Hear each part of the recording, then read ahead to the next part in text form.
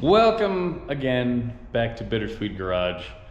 I'm Andrew, and today we're gonna try to mount this engine where it needs to go and not 4 feet in the air.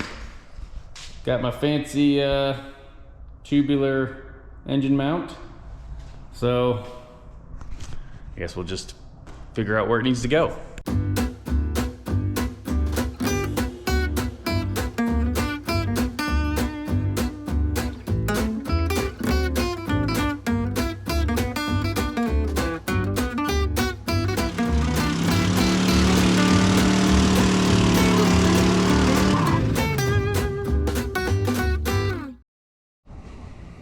I'm gonna get this out of the way. I know I'm gonna need to remove this big old honkin' cross member. And then the original Jeep motor mounts are way back here, and they are clearly in the way. So this thing probably needs to come back like a foot and down a foot. So let's get after the cutting.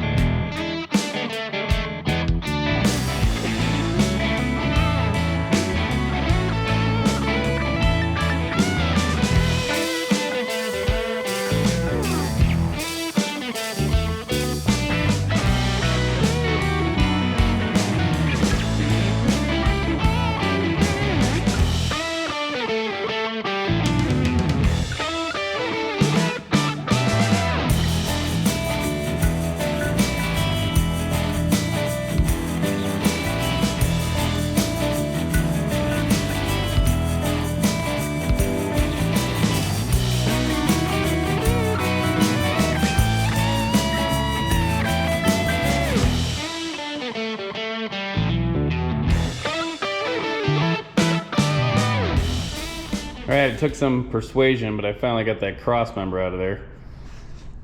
And then my camera died, so instead of waiting for it to charge, it just kept working. So getting this pretty much, it's close to where I want it. I was able to use the stock transfer case cross member. And starter fits. Exhaust is clear. I think it's high enough. It might need to come up just a little bit.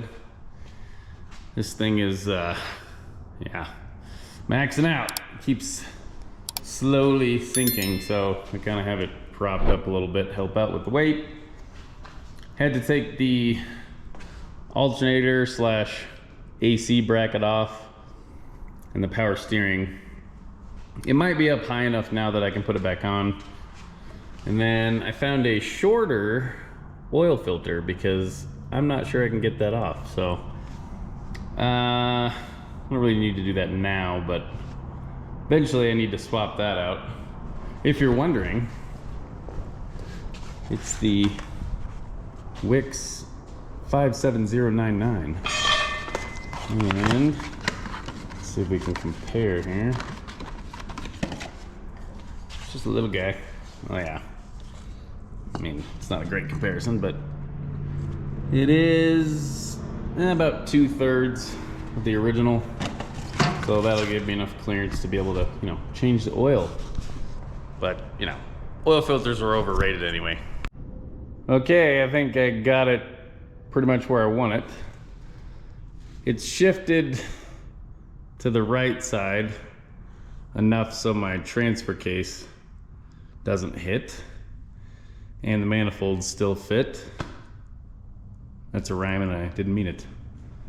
So I got some cardboard. I had to ditch the tubular cross member that I bought, which sucks because it's gonna hit the trailing arms, but I was able to use the motor mounts that it came with.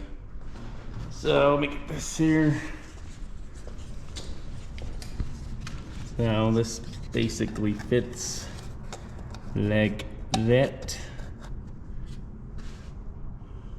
And then I'm gonna build some more angles and stuff to make it strong, but I want to get the bottom ones in first, and then we'll go from there.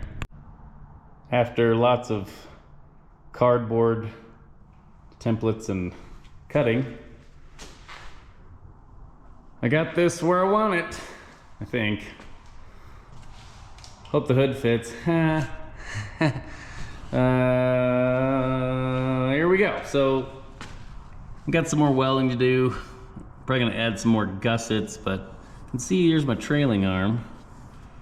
And that tubular crossmember is coming way down, and I think it was gonna hit that. Got plenty of clearance on my starter, and the weight is off of that. Got the old crossmember from the 84 Ford kind of propped up on the bottom ledge, so I'll have to do some more work to that.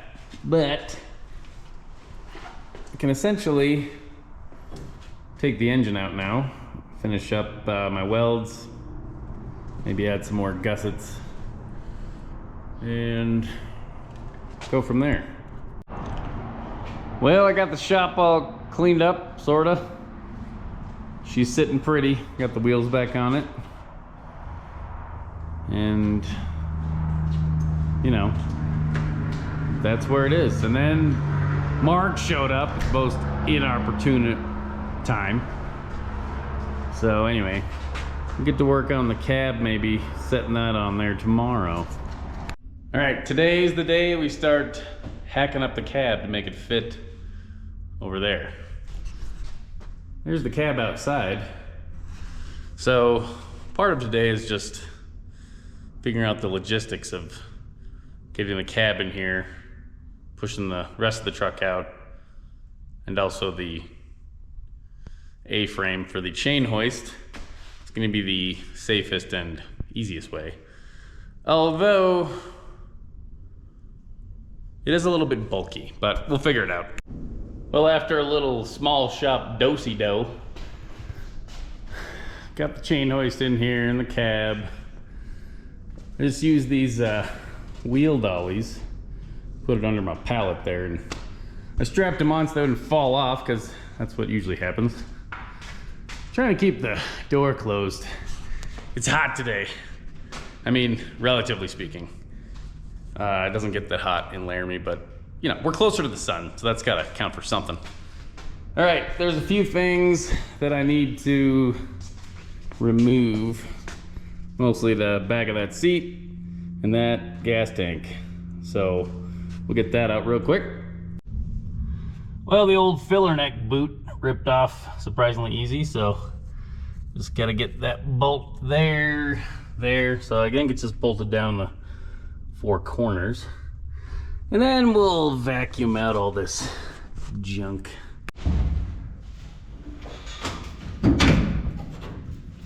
So I think the fuel line underneath might be a problem.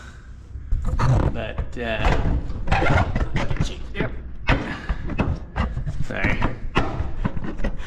Bad shot. It's a bad shot. All right, well.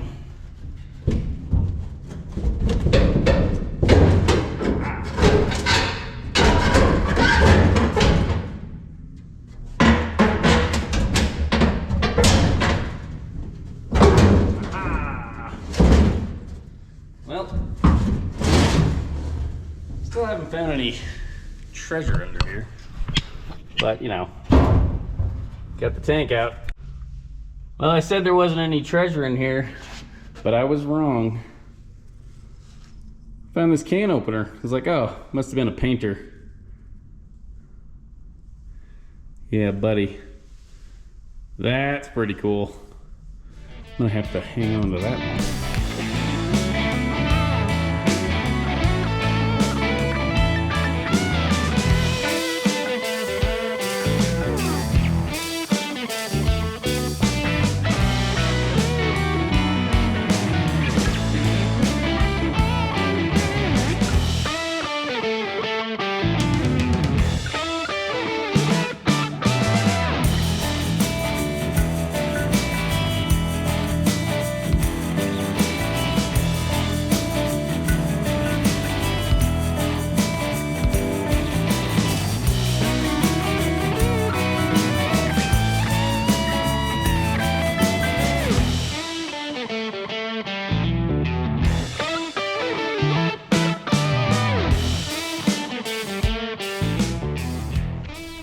Well, that's about 100 times better.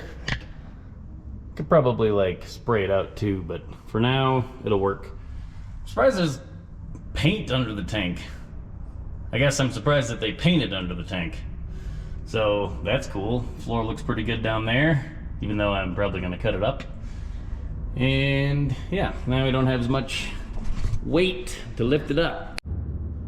Okay, so I made this paper template to mark out the general area. Kind of this shape right here. And then kind of avoid the shifter for the transfer case, and then this width will be carried under the seat. So there's gonna be a big hole in here. I'm gonna not cut the seat pan out because that'll help hold everything together. I might even put a bar across here, help strengthen that. And then, but yeah, I gotta cut out sort of a half circle out of this too, and therefore weakening the entire floor. Well, it's on there. Ta-da! I gotta figure out the front mounts because the frame kicks up now. So it's sitting a little lower. It's not hitting, but it's sitting a little lower because there's nothing holding it up.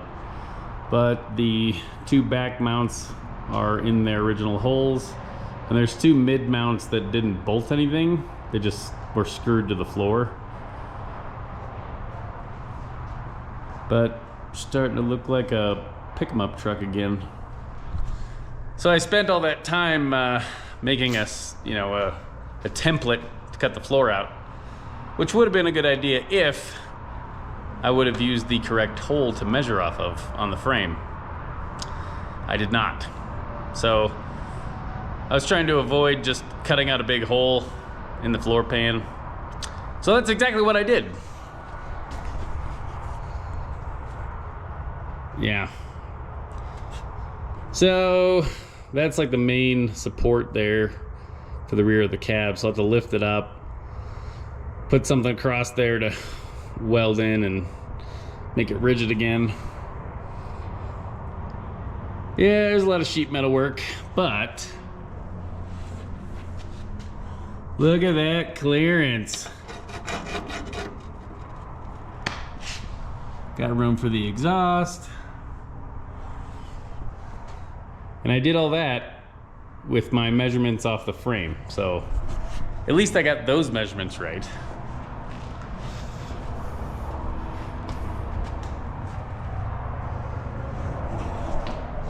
It'd be kind of cool if it was this tall. It's on my wheel dollies, so I think the back end's gonna have to come up just a little bit.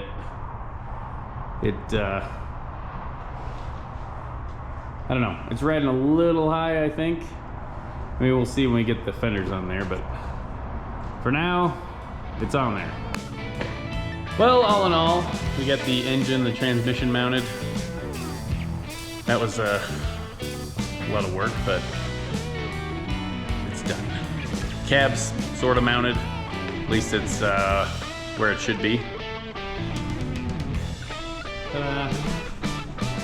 And that, ladies and gentlemen, is gonna wrap it up for this week.